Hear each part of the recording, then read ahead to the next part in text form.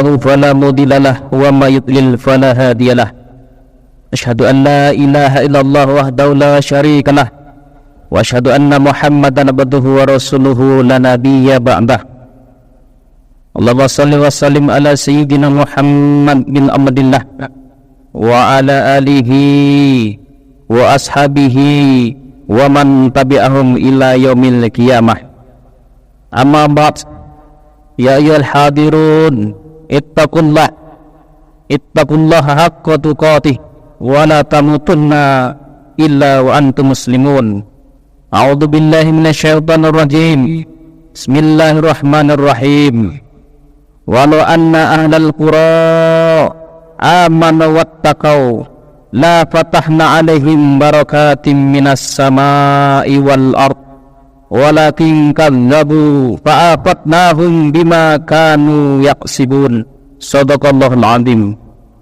Hadirin sidang jemaah Jumat rahimakumullah, marilah yang pertama dan utama sekali kita bersyukur pada Allah Subhanahu wa taala.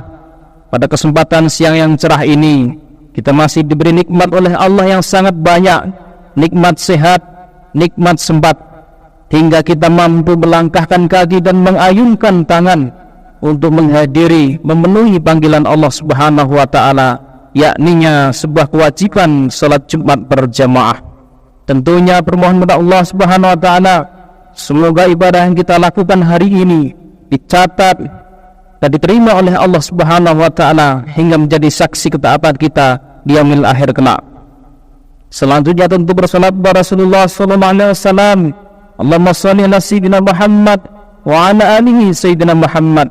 Bermohon pada Allah Subhanahu wa taala semoga kita semua yang berhadir khususnya dan tentu umumnya kaum muslimin dimudahkan oleh Allah mendapatkan syafaat beliau di yaumil akhir kelak, yang mana tidak ada pertolongan yang mujarab kecuali pertolongan syafaat dari Rasulullah sallallahu alaihi wasallam. Hadirin sidang jamaah Jumat rahimakumullah, tak bosan-bosan khatib berwasiat takwa kepada diri khatib sendiri dan tentunya untuk yang berhadir. Marilah kita bertakwa kepada Allah Subhanahu wa taala dengan sebenar-benar takwa, yang berarti yakni menjalankan seluruh perintah Allah dan menjauhi segala larangannya. Kita memahami bahwasanya aturan Islam itu bukan hanya sekedar ibadah mahdoh, tetapi aturan Islam itu meliputi ibadah muamalah, yakni hubungan manusia dengan manusia, dan tentunya juga ibadah nafsi, yakni ibadah yang berhubungan dengan diri sendiri, makan, minum, pakaian dan segala macamnya. Dan itu sudah mafhum di tengah-tengah kaum muslimin dari dulu hingga sekarang. Maka dari itu hadirin sidang jamaah Jumat rahimakumullah, ketika kita berbicara tentang agraria, yakni persoalan tanah, maka di sana Islam juga berbicara demikian. Ketika kita hari ini mendengar bahwasanya tanah warga Melayu Rempang yang ditempati turun-temurun akan diambil oleh negara atas nama investasi, Islam juga punya jawaban tentunya. Benarkah warga Rempang tak punya hak atas lahan tersebut? Tempat tinggalnya yang turun-temurun telah ditempati, yang hingga kini terus bermasalah, akan digusur, akan dipindahkan. Hadirin sidang jamaah Jumat rahimakumullah, bahwasannya ketika kita berbicara dengan Islam, syariat Islam itu melindungi harta masyarakat secara total, termasuk lahan. Islam mengatur skema kepemilikan lahan dengan adil. Warga bisa memiliki lahan melalui pemberian seperti hadiah atau hibah maupun warisan. Islam juga membolehkan negara khilafah membagikan tanah kepada warga secara cuma-cuma. Rasulullah sallallahu alaihi wasallam misalnya pernah memberikan tanah kepada beberapa orang dari Muzainah atau Juhainah. Beliau pun pernah memberikan suatu lembah secara keseluruhan kepada Bilal bin Al-Haris Al-Mazani. Syariat Islam juga menetapkan bahwa warga bisa memiliki lahan dengan cara mengelola tanah yang mati, yakni tanah yang tidak bertuan, yang tidak ada kepemilikannya. Rasulullah SAW bersabda bahwasannya man ahya ardan maitatan fahiyannahu falaysa naizikil zalimin haqqan. Siapa saja yang menghidupkan tanah mati, maka tanah itu menjadi miliknya dan tidak ada hak bagi penyerobot tanah yang zalim. Hadis riwayat At-Tirmizi, Abu Daud dan Imam Ahmad. Beliau juga bersabda bahwasannya man sabaqa ila malam yasbaqu ilaihi musliman fahuwa lahu. Siapa saja yang lebih dulu sampai pada sebidang tanah sementara belum ada seorang muslim pun yang mendahulunya, maka tanah itu menjadi miliknya. Hadis riwayat At-Tabrani. Dengan demikian, hadirin sidang jamaah rahimakumullah, lahan yang tidak ada pemiliknya lalu dihidupkan oleh warga dengan cara ditanami misalnya, atau didirikan bangunan di atasnya, atau bahkan dengan sekedar dipagari, maka otomatis menurut hadis di sini adalah itu menjadi milik warga tersebut.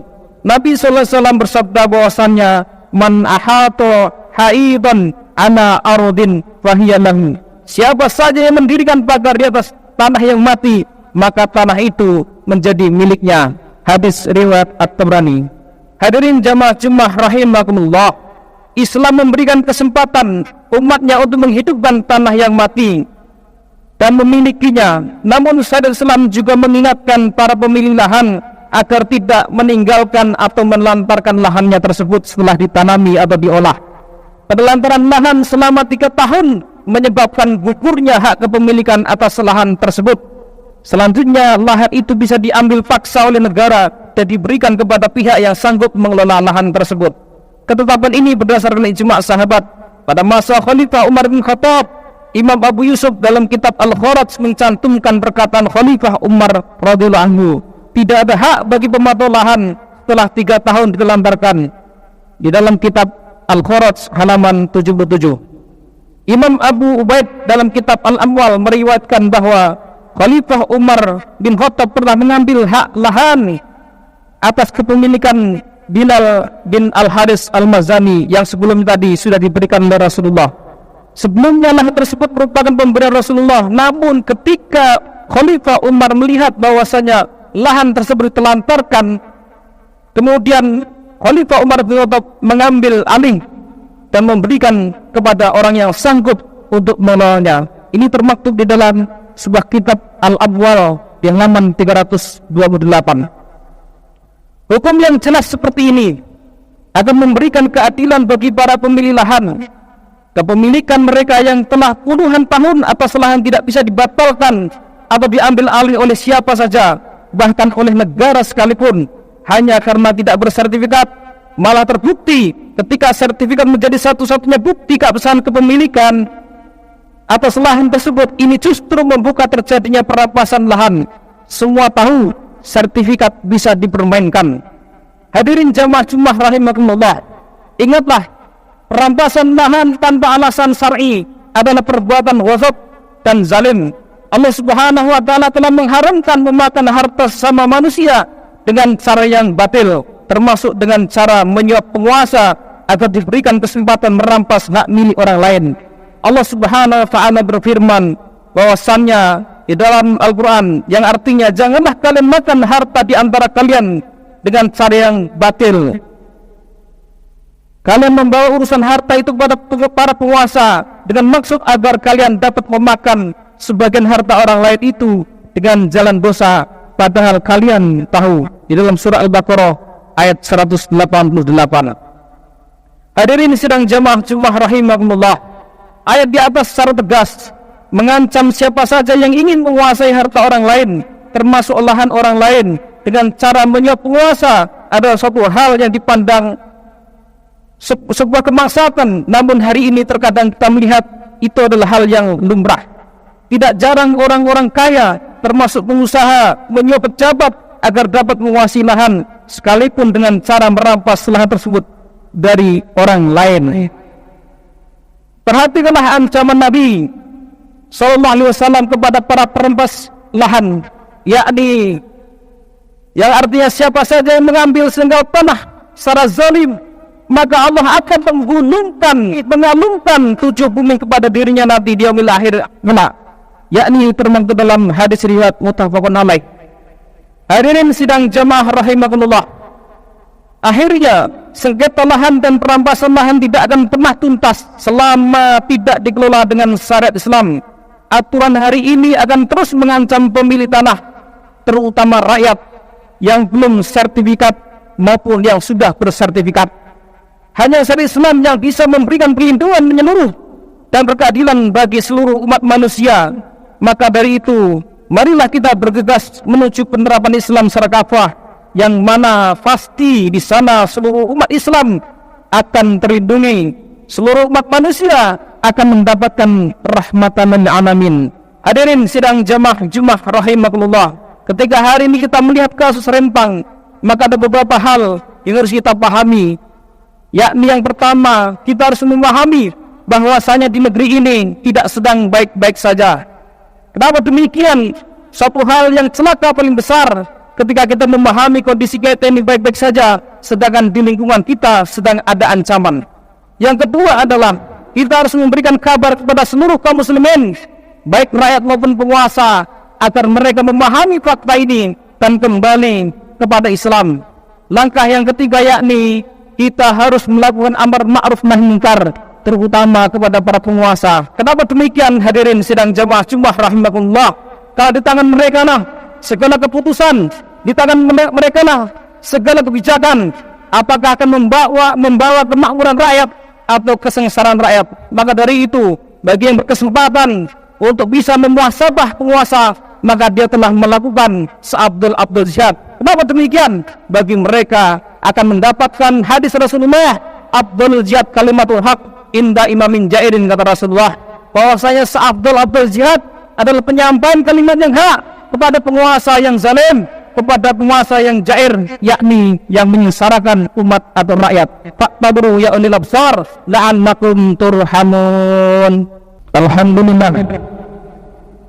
Alhamdulillahilladzi anzalal Qur'an wa bayyinatin minal huda wal furqan.